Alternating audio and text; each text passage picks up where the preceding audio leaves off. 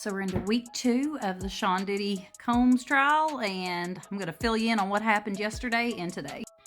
So Dawn Richard, she testified last week. She finished testimony on Monday, so yesterday, and she discussed some of the abuse that she had watched regarding the way that Diddy treated Cassie. So she talked a little bit about it.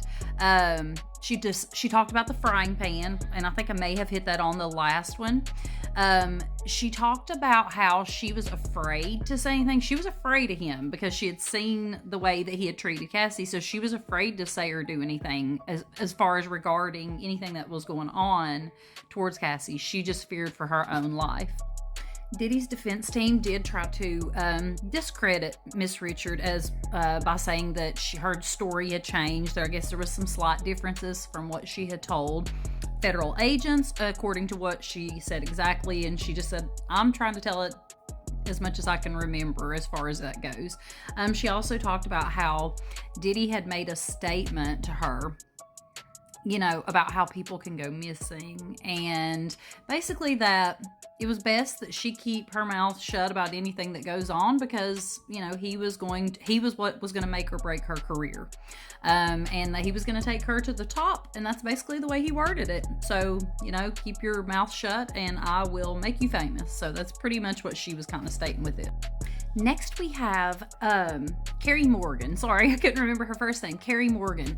That has been a very good dear friend of Cassie's for many, many years. Up until, and the way they stated, they were friends until 2018 when Carrie chose not to be friends with Cassie anymore after her boyfriend assaulted her, alluding to the fact that was Diddy that assaulted her. She testified to 2 different occasions where she saw Sean Combs physically assault Cassie Ventura. Then she also discusses how there was a time when there had been a freak off. Cassie had came to her, she was at her apartment and Carrie was there. And that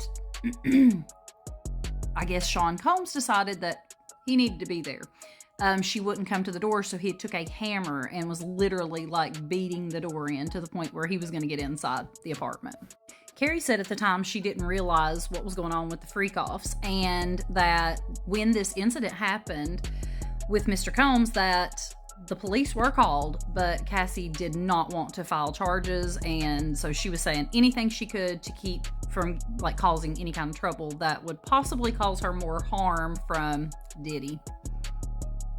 Carrie discussed how she and Cassie talked about her leaving Diddy all the time, getting away from him. But Cassie kept saying, I can't. He controls everything. I have no choice. I literally cannot leave. I am stuck. And she talked about the attack that she said that Diddy had attacked her, Carrie, again, the best friend of Cassie Ventura. So she said that when she was sitting in Cassie's apartment, listening to music, nothing's going on, and that all of a sudden, out of nowhere, Diddy comes in and gets her in a chokehold and takes a wooden boomerang and hits her in the head with it. And so anyways, that was a whole ordeal that went on. And so she said that his personal assistant saw it as well. And that she left. She said Cassie ran into the bathroom hiding, and that then Carrie left. She said then she met Cassie at a pizza parlor a little bit later on, and that Diddy had made an offer sent by Cassie to offer her $30,000 to keep her from suing him for the attack. And so anyways, it was a whole thing. And so I have a feeling that they're going to be able, once we hear more from other people, other witnesses, because they've got a whole lot more witnesses to come, but I have a feeling that we're going to hear a lot more corroboration, because we're already hearing that. We've heard Cassie's story. She talked about that same incident with her friend Carrie, and the stories are pretty much the same.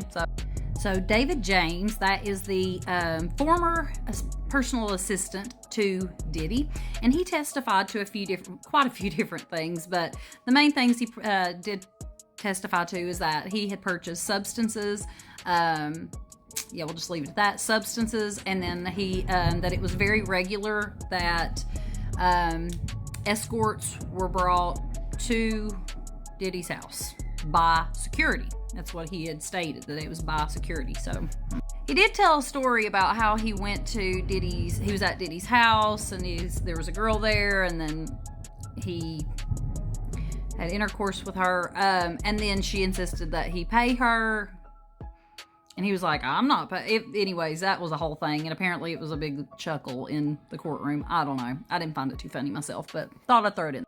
Cassie's mother has testified, and she testified to a really strange email that she had gotten from her daughter in 2011 that stated, I'm physically sick. There wasn't a ton of details. I haven't dove into that testimony, but that was the main kind of point out of that, was that she'd gotten weird emails. Other than that, Cassie's mother was not in the know of what was going on in Cassie's life, truly. They also had a male escort, Sheree Hayes, that testified that he would come and set the scene up and do his thing with poor Cassie. But anyways, that would go on, and that was just his job, and he just explained kind of it was his part of his job. The jury also saw firearms that were, or pew-pews, whatever, that were confiscated also during the raids in his house. I believe they found some at the Miami and LA home. And that testimony was given by Homeland Security.